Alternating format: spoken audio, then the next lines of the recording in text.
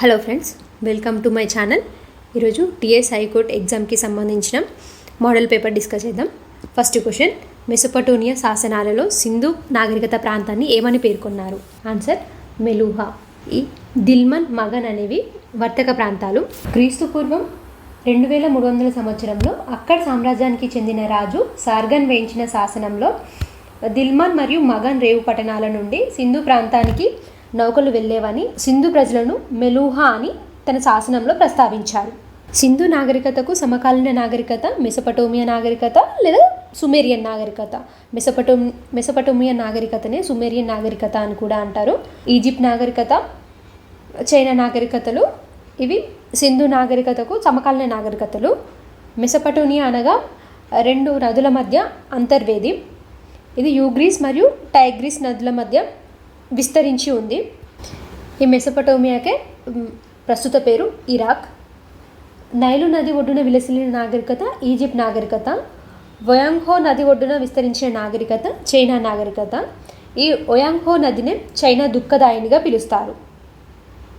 Next question, బౌద్ధ సంగీతులకు సంబంధించి సరికానిది ఏది? ఫస్ట్, బౌద్ధ సంగీతులు అంటే బౌద్ధ మతానికి సంబంధించిన సమావేశాలు లేదా సభలు. ఇవి పౌర్ణమి, విద్యా తిథుల్లో మాత్రమే నిర్వహిస్తారు. మొదటి బౌద్ధ సంగీతిని నిర్వహించిన రాజు అజాతశత్రువు. రెండో బౌద్ధ సంగీతిని నిర్వహించిన రాజు మహాపద్మనాథుడు కాదు, కాల అశోకుడు. మూడో బౌద్ధ సంగీతిని నిర్వహించిన రాజు అశోకుడు. 4వ బౌద్ధ సంగీతిని నిర్వహించింది కనిష్కుడు. మనకి బాక్స్ చాలా ఇంపార్టెంట్. ఇందులోకి వెళ్ళే వాళ్ళు ఫ్రేమ్ చేస్తారు. ఇది జరిగిన ప్రాంతం, నిర్వహించిన రాజు, సభకు అధ్యక్షత వహించిన వారు. క్వశ్చన్ మనకి ఎట్లయినా ఫ్రేమ్ చేయవచ్చు.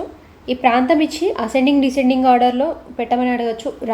రాజుల నుంచి ఈ కింగ్స్ని ఇచ్చి అసెండింగ్ డిసెండింగ్ ఆర్డర్లో పెట్టమనవచ్చు, లేకపోతే అధ్యక్షులను ఇచ్చి అసెండింగ్ డిసెండింగ్ ఆర్డర్లో పెట్టమనవచ్చు, లేకపోతే ఇలా జతపరచమని కూడా అడగచ్చు. సో ఇది బాక్స్ అనేది వెరీ వెరీ ఇంపార్టెంట్.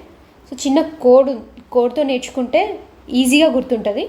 ఇందులోకి వెళ్ళి ఫస్ట్ లెటర్స్ తీసుకొని చిన్న కోడ్ ఫ్రేమ్ చేద్దాం. లైక్ ఆక రావై పాక మహాసభ తీస్త వసు. ఆ అంటే అజాతశత్రువు, కా అంటే కాల అశోకుడు, ఆ అంటే అశోకుడు, కా అంటే కనిష్కుడు, రాజగృహవ, రా అంటే రాజగృహ, వై అంటే వైశాలి, కా అంటే కాల అశోకుడు, పా అంటే పాటలిపుత్ర, కా అంటే కుందనవనం. ఆక రావై పాక మహాసభ మొగలి తీస్తా. నెక్స్ట్ క్వశ్చన్, ఢిల్లీ సుల్తాన్ల కాలానికి సంబంధించి కింద పేర్కొన్న వాటిలో ముస్తఫే మమాలిక్ విధి ఏమిటి? ఆన్సర్ వచ్చేసి ఆడిటింగ్. ముస్తఫే మమాలిక్ విధి ఆడిటింగ్. దివాన్ ఏ ఆరిజీ యొక్క విధి సైనిక శాఖను పర్యవేక్షించడం. దివాన్ ఏ కాజీ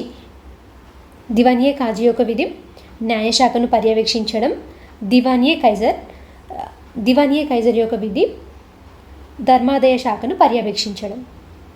నెక్స్ట్ క్వశ్చన్, బ్రిటిష్ వారికి వ్యతిరేకంగా పోరాడిన రాణి గైడెన్యూ ఏ ప్రాంతానికి చెందిన వ్యక్తి? ఆన్సర్ మణిపూర్.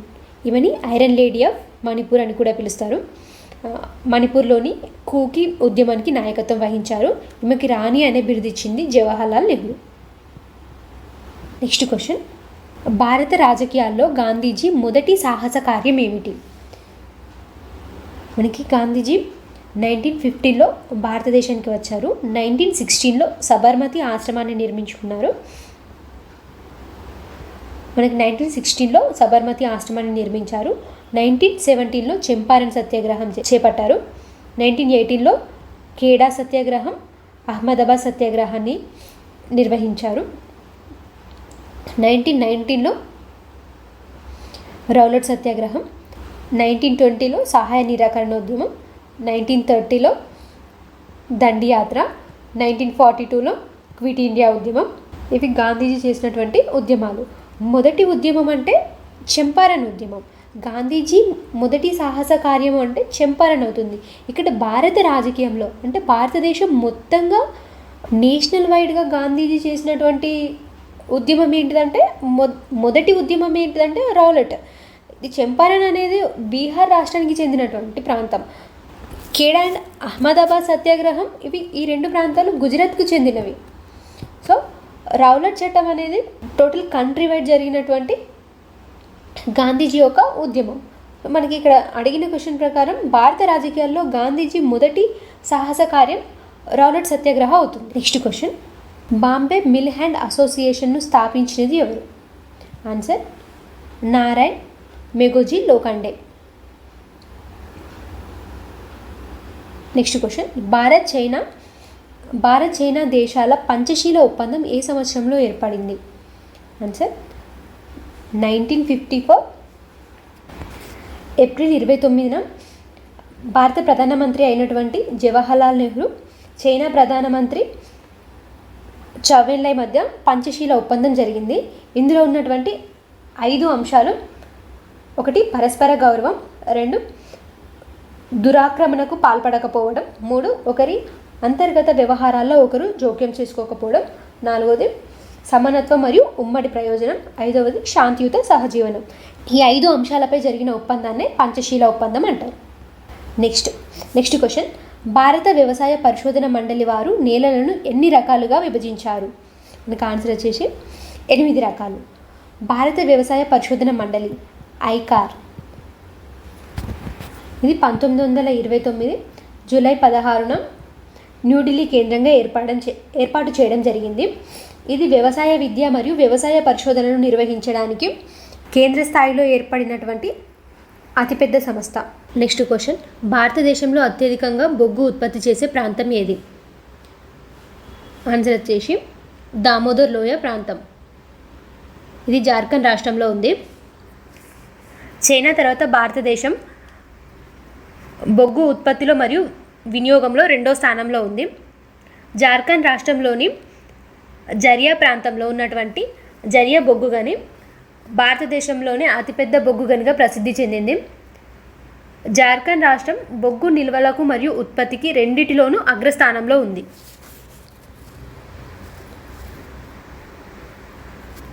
నెక్స్ట్ క్వశ్చన్, భారతదేశంలో వ్యవసాయ కమతాల సంఖ్య అత్యధికంగా కాగల మొదటి 2 రాష్ట్రాలు ఏవి? Answer Uttar Pradesh, Bihar. Next question, ప్రపంచ వాతావరణ దినోత్సవాన్ని ఎప్పుడు జరుపుకుంటారు? ఆన్సర్ మార్చి 23. మార్చి 23న ప్రపంచ వాతావరణ దినోత్సవాన్ని జరుపుకుంటారు. జూన్ 5న ఎన్విరాన్మెంట్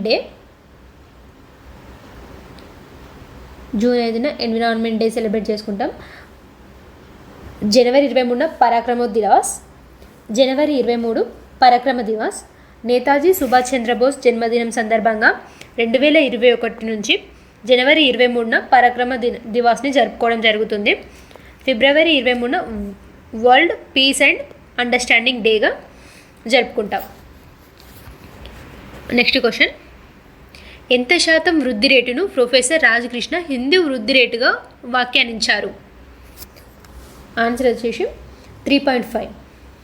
మనకి 1950 నుండి 1980 వరకు సగటున 3.5% ఉన్న తక్కువ భారత ఆర్థిక వృద్ధి రేటును వివరించేందుకు 1978లో ఆర్థికవేత్త ప్రొఫెసర్ రాజకృష్ణ ఈ పదాన్ని ఉపయోగించారు. ఇలా భారతదేశం నెమ్మదిగా వృద్ధి చెందడాన్ని వివరించడాన్ని హిందూ వృద్ధి రేటుగా వ్యాఖ్యానించారు. నెక్స్ట్ క్వశ్చన్, అటార్కీ అనగానేమి? దేశీయ వ్యాపారం గల ఆర్థిక వ్యవస్థ. అటార్కీ అంటే ఒక దేశం ఇతర దేశాలతో ఎలాంటి వ్యాపారంలో పాల్గొనని స్థితిని అటార్కీ అంటారు. ఇలాంటి ఆర్థిక వ్యవస్థని మూసివేయబడిన ఆర్థిక వ్యవస్థ, క్లోజ్డ్ ఎకానమీ లేదా నియమిత ఆర్థిక వ్యవస్థ అంటారు. ఒక దేశం ఇతర దేశాలతో ఎటువంటి ఎగుమతి దిగుమతులు లేని ఆర్థిక వ్యవస్థ. నెక్స్ట్ క్వశ్చన్, జతపరచండి. వాస్తవ ప్రవాహం. ద్రవ్యం అనేది వాస్తవ ప్రవాహం. మొత్తం వినియోగం అనేది సంస్థలు వస్తు సేవలను ఉత్పత్తి చేసినప్పుడు మొత్తం వినియోగం జరుగుతుంది. అంటే మొత్తం వినియోగం సంస్థల వస్తు సేవల ఉత్పత్తి. గృహరంగం యొక్క వస్తు సేవలపై వ్యయము. మనం గృహరంగంలో ఏవైతే వస్తువులపై మనం వ్యయం చేస్తున్నామో అవి సంస్థలకు ఆదాయం అయితే, అంటే సంస్థలు ప్రొడ్యూస్ చేసినటువంటి గూడ్స్ అండ్ సర్వీసెస్ గృహరంగంలో గృహరంగం గృహరంగంలో ఉన్నటువంటి వాళ్ళు వ్యయం చేస్తారు. అంటే ఈ వ్యయం అనేది ఆ సంస్థలకు ఆదాయం అవుతుంది. అంటే గృహరంగం యొక్క వస్తు సేవలపై వ్యయం సంస్థల ఆదాయం అవుతుంది. సంస్థలు చేసే ఉత్పత్తి కారకాలకు చెల్లింపులు గృహరంగానికి వచ్చే కారక ఆదాయం అవుతుంది. ఏవైతే సంస్థలు ఉన్నాయో అక్కడ ఆ సంస్థలో పనిచేసినటువంటి కార్మికులు ఉంటారు కదా, వాళ్ళకి ఇచ్చేటువంటి చెల్లింపులు అనేవి గృహరంగానికి వచ్చే ఆదాయం అవుతుంది. అంటే ఇక్కడ ఉన్నటువంటి కార్మికులు ఆ మనీని వాళ్ళ గృహానికి సంబంధించిన కావాల్సిన గూడ్స్ కోసం ఖర్చు చేస్తారు. అంటే అవి వాళ్ళకు వచ్చినటువంటి ఆదాయం అన్నట్టు. ఫ్యాక్టరీలు ఇచ్చినటువంటి వ్యయాలు ఏవైతే జీతాలు ఉన్నాయో కార్మికులకి, అవి గృహరంగానికి వచ్చేటువంటి కారక ఆదాయం అవుతుంది. సో సంస్థలు చేసే ఉత్పత్తి కారకాల చెల్లింపులు గృహరంగానికి వచ్చే కారక ఆదాయం అవుతుంది. మనకు ఆన్సర్ వచ్చేసి 2. నెక్స్ట్ క్వశ్చన్, హైకోర్టు ప్రధాన న్యాయమూర్తిని ఇతర న్యాయమూర్తులను ఎవరు నియమిస్తారు? ఆన్సర్ రాష్ట్రపతి. మనకి రాజ్యాంగంలోని 6వ భాగంలో ఆర్టికల్ 214 నుంచి 230 వరకు హైకోర్టుకి సంబంధించిన అంశాలు ఉన్నాయి. ఆర్టికల్ 214 ప్రకారం ప్రతి రాష్ట్రానికి ఒక హైకోర్టు ఉండాలి. 1956 7వ రాజ్యాంగ సవరణ ద్వారా రాష్ట్రాలు మరియు కేంద్రపాలిత ప్రాంతాలకు కలిపి ఒక హైకోర్టును ఏర్పాటు చేయవచ్చు. ఉదాహరణకి చండీగఢ్ హైకోర్టు పంజాబ్ రాష్ట్రానికి, హర్యానా రాష్ట్రానికి, చండీగఢ్ అనే కేంద్రపాలిత ప్రాంతానికి కూడా ఒకటే హైకోర్టుగా ఉంది. హైకోర్టు ప్రధాన న్యాయమూర్తిని నియమించాలంటే రాష్ట్రపతి సుప్రీంకోర్టు ప్రధాన న్యాయమూర్తిని సంబంధిత రాష్ట్ర గవర్నర్ని సంప్రదించాలి. హైకోర్టుకి సంబంధించిన న్యాయమూర్తులను నియమించాలన్నా కూడా రాష్ట్రపతి సుప్రీంకోర్టు ప్రధాన న్యాయమూర్తిని, సంబంధిత రాష్ట్ర హైకోర్టు ప్రధాన న్యాయమూర్తిని, సంబంధిత రాష్ట్ర గవర్నర్ని సంప్రదించాల్సి ఉంటుంది. 2 లేదా అంతకంటే ఎక్కువ రాష్ట్రాలకు సంబంధించిన ఉమ్మడి హైకోర్టు యొక్క న్యాయమూర్తుల నియామకంలో సంబంధిత రాష్ట్రాల గవర్నర్ అందరినీ సంప్రదించాల్సి ఉంటుంది రాష్ట్రపతి. అంతేకాకుండా రాష్ట్రపతి అదనపు న్యాయమూర్తులని, తాత్కాలిక న్యాయమూర్తులను కూడా నియమిస్తాడు. ఈ అదనపు న్యాయమూర్తులను ఏ సందర్భంలో నియమిస్తాడంటే హైకోర్టు పని ఒత్తిడి పెరిగినప్పుడు, హైకోర్టులో పెండింగ్ కేసులు ఎక్కువ ఉన్నప్పుడు అదనపు న్యాయమూర్తులను రాష్ట్రపతి నియమిస్తాడు. ఓన్లీ 2 ఏళ్ల కాల పరిమితికి మాత్రమే నియమిస్తాడు. తాత్కాలిక న్యాయమూర్తిని ఏ సందర్భంలో హైకోర్టులో నియమిస్తారంటే ఏదైనా ఒక న్యాయమూర్తి గైహాజరైనప్పుడు నియమించడం జరుగుతుంది. ఈ అదనపు న్యాయమూర్తులకు, తాత్కాలిక న్యాయమూర్తులకి ఏవైతే హైకోర్టులో ఉన్నటువంటి న్యాయమూర్తులకు ఉన్న పవర్స్ వీళ్ళకు కూడా ఉంటాయి. నెక్స్ట్ క్వశ్చన్, ఒక పార్లమెంట్ సభ్యుని సివిల్ కేసుకి సంబంధించి అరెస్ట్ చేయవాలనన్నా పార్లమెంట్ సమావేశం ఉన్నప్పుడు ఎంత ముందు లేదా తర్వాత అరెస్ట్ చేయరాదు? పార్లమెంట్ సమావేశంలో మరియు పార్లమెంట్ సమావేశం ప్రారంభమయ్యే 40 రోజుల ముందు, పార్లమెంట్ సమావేశాలు ముగిసిన 40 రోజుల తర్వాత పార్లమెంట్ సభ్యులను అరెస్టు చేయరాదు. ఈ 40 రోజులు అనేది మాత్రం ఓన్లీ సివిల్ కేసులకు మాత్రమే సంబంధించింది. మనకి భారతదేశంలో ప్రతి ఏటా 3 సార్లు పార్లమెంట్ సమావేశాలు జరుగుతాయి. ఒకటి బడ్జెట్ సమావేశం, రెండోది వర్షాకాల సమావేశం, మూడోది శీతాకాల సమావేశం. బడ్జెట్ సమావేశం ఫిబ్రవరి నుండి మార్చి వరకు జరుగుతుంది. ఇది అతి పొడవైన సమావేశం. వర్షాకాల సమావేశం అనేది జూన్ మరియు ఆగస్టుల మధ్య జరుగుతుంది. శీతాకాల సమావేశం నవంబర్ నుండి డిసెంబర్ మధ్య జరుగుతుంది. ఆర్టికల్ 85 ప్రకారం రాష్ట్రపతి ప్రతి సభను 6 నెలలు మించకుండా సమావేశపరచాలి. నెక్స్ట్ క్వశ్చన్, భారతదేశంలో అవశిష్ట అంశాలపై శాసనాలు చేసే అధికారం ఎవరికి కలదు? ఆన్సర్ వచ్చేసి కేంద్రానికి. మనకి కాన్స్టిట్యూషన్లో 7వ షెడ్యూల్లో కేంద్ర రాష్ట్రాల మధ్య అధికార విభజన ఉంది. మన కాన్స్టిట్యూషన్లో ఉన్నటువంటి 7వ షెడ్యూల్ కేంద్ర రాష్ట్రాల మధ్య అధికార విభజనను తెలుపుతుంది. ఇందులో 3 జాబితాలు ఉన్నాయి. ఒకటి కేంద్ర జాబితా, 2 రాష్ట్ర జాబితా, 3 ఉమ్మడి జాబితా. ఈ రాష్ట్ర జాబితాలో ఉన్నటువంటి అంశాలపై రాష్ట్ర శాసనసభ చట్టాలు చేస్తుంది. కేంద్ర జాబితాలో ఉన్నటువంటి అంశాలపై పార్లమెంట్ చట్టాలు చేస్తుంది. ఉమ్మడి జాబితాలో ఉన్నటువంటి అంశాలపై రాష్ట్రం లేదా కేంద్రం ఎవరైనా చట్టాలు చేయవచ్చు. ఈ ఏవైతే కేంద్ర జాబితా, రాష్ట్ర జాబితా, ఉమ్మడి జాబితాలో ఉన్నాయో వాటిలో లేని అంశాలను అవశిష్ట అధికారాలు అంటారు. వీటిపై చట్టాలు చేసే అధికారం కేంద్రానికి ఉంది. నెక్స్ట్ క్వశ్చన్, ఈ క్రింది వానిలో వైరస్ వ్యాధులు కానివి? ఇవేవి వైరస్ వ్యాధులు కావు, ఇవన్నీ బ్యాక్టీరియాకు సంబంధించిన వ్యాధులు. మనకి వైరస్కి సంబంధించిన వ్యాధులు ఏంటి అంటే హెపటైటిస్ ఏ, బి, సి, తట్టు, రేబీస్, ఎల్లో ఫీవర్, డెంగ్యూ, జలుబు, హెచ్ఐవి, కోవిడ్ ఇవన్నీ వైరస్కు సంబంధించిన వ్యాధులు. బ్యాక్టీరియాకు సంబంధించిన వ్యాధులు కొన్ని ఏంటంటే నిమోనియా, ఆంథ్రాక్స్, ధనుర్వాతం, క్షయ, కుష్టి, డిప్తీరియా, టైఫాయిడ్, కోరింత దగ్గు, ప్లేగు ఇవన్నీ బ్యాక్టీరియాకు సంబంధించినటువంటి వ్యాధులు. నెక్స్ట్ క్వశ్చన్, క్రింది వాటిలో దూరంగా ఉన్న వస్తువులను చూసి సాధనం ఏది? ఆన్సర్ వచ్చేసి దూరదర్శిని. నెక్స్ట్ క్వశ్చన్, సహజ రబ్బర్ భౌతిక ధర్మాలను మెరుగుపరచడానికి ఏ ప్రక్రియను జరుపుతారు? Answer vulcanisation. ఈ వల్కనైజేషన్ ప్రాసెస్లో సహజ రబ్బర్ని సల్ఫర్తో వేడి చేయడం జరుగుతుంది. నెక్స్ట్ క్వశ్చన్, 800 మీటర్ల పైన 5 శిఖరాలను అధిరోహించిన మొదటి భారతీయ మహిళ ఎవరు? ప్రియాంక మోహితే. నెక్స్ట్ క్వశ్చన్, ఐక్యరాజ్య సమితి చార్టర్ ద్వారా 1945లో ఆర్థిక మరియు సామాజిక మండలిని స్థాపించారు. అయితే దీనిలోని సభ్య దేశాల సంఖ్య ఎంత? 54.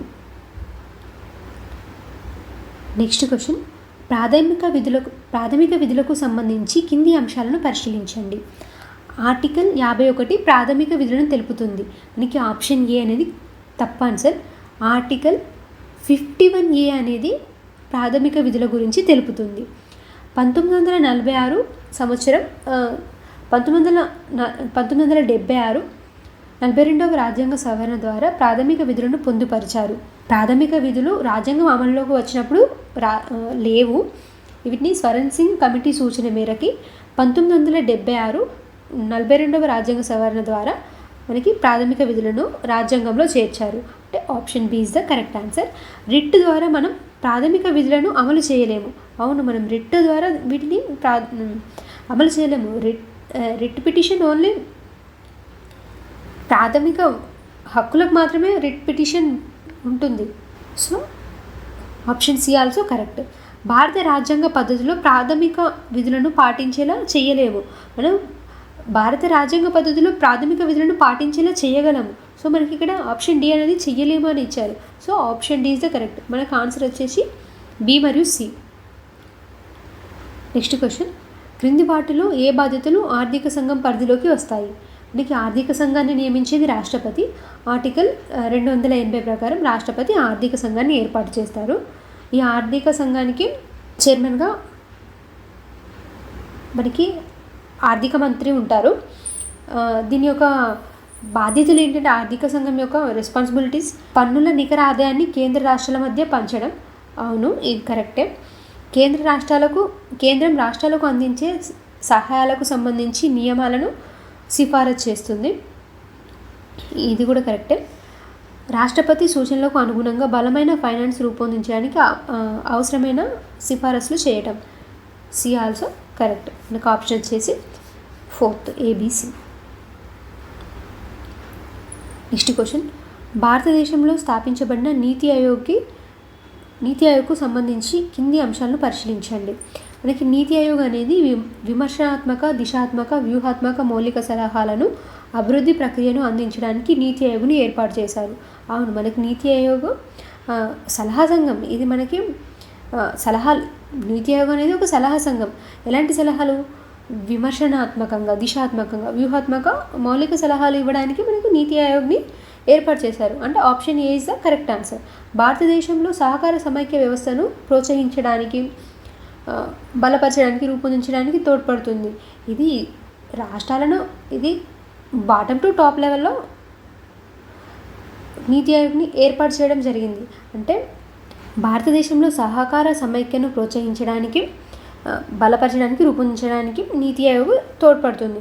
అవును, మనకు నీతి ఆయోగ్ అనేది సమైక్య వ్యవస్థను ప్రోత్సహించడానికి కోసమే ఏర్పాటు చేశారు. అంటే ఇందులో కేంద్ర రాష్ట్రాల మధ్య సమన్వయంతో మనకి కేంద్ర రాష్ట్రాల మధ్య సహకార సమైక్యను ప్రోత్సహించడానికి మనకి నీతి ఆయోగ్ని ఏర్పాటు చేయడం జరిగింది. భారతదేశానికి పంచవర్ష ప్రణాళికలు రూపొందిస్తుంది. ఇది భారతదేశానికి పంచవర్ష ప్రణాళికలను రూపొందించదు. ఇది పంచవర్ష ప్రణాళికల స్థానంలో ఏర్పడింది. సో మనకు option C is the wrong answer. Option D, ఒప్పందాల ద్వారా పరిజ్ఞానాన్ని, నవకల్పనను, వ్యవస్థాపక మద్దతును ఈ సంస్థ కల్పిస్తుంది. Okay, option D is the correct answer. ABD answer. 1957 తిరుగుబాటుకు తక్షణ కారణాలు ఏంటి? డల్హౌసీ, రాజసంక్రమణ సిద్ధాంతం, మొఘల్ చక్రవర్తిని ఎర్రకోటను వదిలి వెళ్ళమని ఆజ్ఞాపించడం, భారత పరిశ్రమలపై చావు దెబ్బతీసిన బ్రిటిష్ విధానం, కొవ్వును తూటాలకు పోయడం. మనకి ఇవన్నీ 1957 తిరుగుబాటుకు రావడానికి కారణాలే, కానీ తక్షణ కారణం మాత్రం పంది కొవ్వు పూసినటువంటి తూటాలను వాడడం 1957 తిరుగుబాటుకు తక్షణ కారణం. నెక్స్ట్ క్వశ్చన్ జతపరచండి. నర్మదా బచావో మీద పాట్కర్ నిర్వహించారు. చిప్కో ఆందోళన్ సుందర్లాల్ బహుగుణ. జీవ వైవిధ్య భావన ఎడ్వర్డ్ ఓ విల్లన్. ఈ జీవ వైవిధ్య భావనను ప్రతిపాదించింది ఎడ్వర్డ్ ఓ విల్లన్. వనజీవి దారిపల్లి రామయ్య. ఆన్సర్ చేసి ఆప్షన్ ఏ. నెక్స్ట్ క్వశ్చన్ ఉష్ణమండల తుఫానులు మరియు అవి పిలువబడే పేరుకు సంబంధించి కింది జతులు ఏవి సరి అయినవి?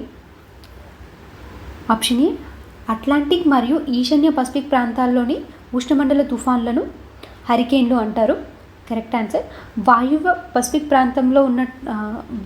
పసిఫిక్ ప్రాంత ఉష్ణమండల తుఫాన్లను టైఫూన్లు అంటారు. దక్షిణ పసిఫిక్ మరియు హిందూ మహాసముద్ర ఉష్ణమండల తుఫాన్లను సైక్లోన్లు అంటారు. సో మనకు 3 ఆప్షన్లు కరెక్టే. ఆన్సర్ వచ్చేసి 4. బాష్పోచ్ఛేకం ట్రాన్సిరేషన్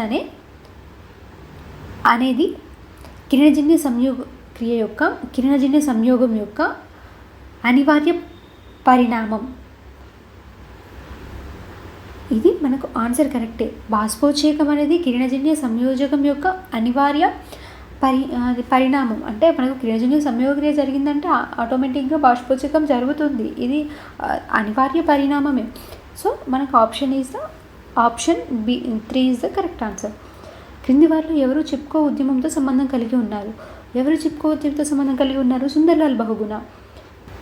నెక్స్ట్ క్వశ్చన్ వాతావరణంలో గ్రీన్ హౌస్ వాయువులు పెరుగుతున్న స్థాయి యొక్క గ్రీన్ హౌస్ ప్రభావాన్ని ఏమంటారు? వాతావరణంలో గ్రీన్ హౌస్ వాయువులు పెరగడం వల్ల ఏర్పడే ప్రభావాన్ని ఏమంటారు అంటున్నారు. ఏమంటాం? గ్లోబల్ వార్మింగ్, అంటే భూగోళం వేడెక్కడం అంటాం. నెక్స్ట్ క్వశ్చన్ అమరవీరుల గౌరవార్థం ఏ రోజున జాతీయ పోలీస్ సంస్కరణ దినోత్సవంగా పాటించబడుతుంది? ఆన్సర్ అక్టోబర్ 21న. నెక్స్ట్ క్వశ్చన్ భారతదేశం ప్రతి సంవత్సరం ఏ రోజున జాతీయ సంఘీభావ దినోత్సవాన్ని జరుపుకుంటుంది? ఈ సంఘీభావ దినోత్సవం అనేది సాయుధ దళ గౌరవార్థం జరుపుకుంటాం. ఇది అక్టోబర్ 20న భారతదేశం జాతీయ సంఘీభావ దినోత్సవాన్ని జరుపుకుంటుంది. నెక్స్ట్ క్వశ్చన్ తెలంగాణలో ఇనుప ఖనిజ మేకల నిల్వ ఎక్కువ గల ప్రాంతం ఏది? తెలంగాణలో ఇనుప ఖనిజాలు బయ్యారంలో ఎక్కువ ఉన్నాయి. బయ్యారం అనే ప్రాంతంలో ఎక్కువ ఉన్నాయి. నెక్స్ట్ క్వశ్చన్ ఏ కోటలో అద్దాల మేడ ప్రత్యేక ఆకర్షణగా ఉంది? దోమకొండ కోట. నెక్స్ట్ క్వశ్చన్ జూరాల సమీపాన కృష్ణానది ఒడ్డున చంద్రగఢ్ పర్వత కోట నిర్మించుటకు ముఖ్య ఉద్దేశం ఏమిటి? ఈ చంద్రగఢ్ పర్వత కోటను నిర్మించడానికి ముఖ్య ఉద్దేశం ప్రజల నుండి వసూలు చేయబడిన ధాన్యం మరియు ఇతర పన్నులను నిల్వ ఉంచడానికి మనకి చంద్రగఢ్ పర్వత కోటను నిర్మించారు. నెక్స్ట్ క్వశ్చన్ బచావత్ ట్రిబ్యునల్ ఎన్ని టీఎంసీల నీటిని తెలంగాణకు కేటాయించింది? మనకి తెలంగాణలో మేజర్ రివర్స్ కృష్ణా, గోదావరి. ఈ బచావత్ ట్రిబ్యునల్ అనేది మనకి తెలంగాణకి 298 టీఎంసీల నీటిని కేటాయించడం జరిగింది. కౌలుదారుల యొక్క స్థితిగతులను పరిశీలించుటకు ఏర్పాటు చేసిన కమిటీ ఏది? ఆన్సర్ వచ్చేసి ఎంఎస్ బరుచా కమిటీ. మనకి 1939లో కౌలుదారుల యొక్క స్థితిగతులను పరిశీలించడానికి స్వతంత్రానికి పూర్వం ఎంఎస్ బరుచా కమిటీ ఏర్పాటు చేయడం జరిగింది. ఈ కమిటీ సూచనల మేరకి 1944లో హైదరాబాద్ సంస్థానంలో ఆసామి షెక్మీదార్ చట్టాన్ని తీసుకురావడం జరిగింది. ఈ ఆసామి షెక్మీ చట్ట ప్రకారం ఎవరైతే 12 సంవత్సరాలు లేదా అంతకంటే ఎక్కువ కౌలుకు చేస్తారో వారికి జిరాయితీ హక్కులు ఇవ్వడం జరిగింది. జిరాయితీ హక్కులు అంటే రక్షణ హక్కులు. స్వాతంత్రం తర్వాత 1950 హైదరాబాద్ కౌలుదారీ చట్ట ప్రకారం ఈ 12 సంవత్సరాలు అనేది 6 సంవత్సరాలకు చేశారు. నెక్స్ట్ క్వశ్చన్, దేశంలో ఆర్టిఫిషియల్ ఇంటెలిజెన్స్ వినియోగిస్తున్న మొదటి రాష్ట్రం ఏది? ఆన్సర్ వచ్చేసి తెలంగాణ రాష్ట్రం ఆర్టిఫిషియల్ ఇంటెలిజెన్స్ని వినియోగిస్తున్న మొదటి రాష్ట్రం. దేశంలో డిజిటల్ వ్యాలెట్ను ప్రవేశపెట్టిన తొలి రాష్ట్రం కూడా తెలంగాణ రాష్ట్రం. నెక్స్ట్ క్వశ్చన్, ఈ పంచాయతీ పథకాన్ని 2015 అక్టోబర్ 2న కేటీఆర్ ఎక్కడ ప్రారంభించారు? ఈ పథకంని బీబీపేటలో ప్రారంభించారు. రైతుల ఆత్మహత్యను నివారించడానికి అక్టోబర్ 2015లో ఏ పథకాన్ని ప్రారంభించారు? సుఖీభవ. నెక్స్ట్ క్వశ్చన్, రాష్ట్రకూట రాజ్యంలో కరువు కాటకాలను నివారించడానికి కొల్లాపూర్లోని మహాలక్ష్మి అమ్మవారికి తన ఎడమ చేతి బొటనవేలును బలిగా సమర్పించిన రాజు ఎవరు? రాష్ట్రకూట రాజుల్లో అత్యంత గొప్పవాడు అమోఘవర్షుడు. ఈ అమోఘవర్షుడు తన రాజ్యంలో కరువు కాటకాలను నివారించడానికి కొల్లాపూర్ మహాలక్ష్మి అమ్మవారికి తన ఎడమ చేతి బొటనవేలును బలిగా సమర్పించారు. నెక్స్ట్ క్వశ్చన్, కవిరాజ మార్గం అనే గ్రంథాన్ని కన్నడ భాషలో రచించిన రాజు ఎవరు? అమోఘవర్షుడు. అరబ్ యాత్రికుడు సులేమాన్ ఏ రాష్ట్రకూట రాజు యొక్క ఆస్థానాన్ని సందర్శించాడు? అమోఘవర్ష ఆస్థానాన్ని సందర్శించాడు. అమోఘవర్షుని ఆస్థానాన్ని సందర్శించాడు. నెక్స్ట్ క్వశ్చన్, తెలంగాణ బిల్లుకు సంబంధించి జతపరచండి. తెలంగాణ బిల్లుని లోక్సభ ఎప్పుడు ఆమోదించింది? 2014 ఫిబ్రవరి 18న. రాజ్యసభ 2014 ఫిబ్రవరి 20న. రాష్ట్రపతి 2014 మార్చి 1న సంతకం చేశారు తెలంగాణ బిల్లుపై. కేంద్ర ప్రభుత్వం తన గెజిట్లో 2014 మార్చి 2న చేర్చడం జరిగింది. ఆన్సర్ వచ్చేసి ఆప్షన్ 1. నెక్స్ట్ క్వశ్చన్, ఇక్కడ తెలంగాణ సభ పేర్లు ఇచ్చారు. ఇక్కడ అవి జరిగిన ప్రదేశం ఇచ్చారు, జతపరచండి. తెలంగాణ చైతన్య వేదిక మెదక్లో జరిగింది. తెలంగాణ ఉద్యమ వేదిక మహబూబ్ నగర్లో జరిగింది. తెలంగాణ పోరాట వేదిక నల్గొండలో జరిగింది. తెలంగాణ ప్రజావేదిక రంగారెడ్డిలో జరిగింది. ఆన్సర్ వచ్చేసి 1. నెక్స్ట్ క్వశ్చన్, మల్లారం అడవులు ఏ జిల్లాలో విస్తరించి ఉన్నాయి? ఆన్సర్ నిజామాబాద్ జిల్లాలో విస్తరించి ఉన్నాయి.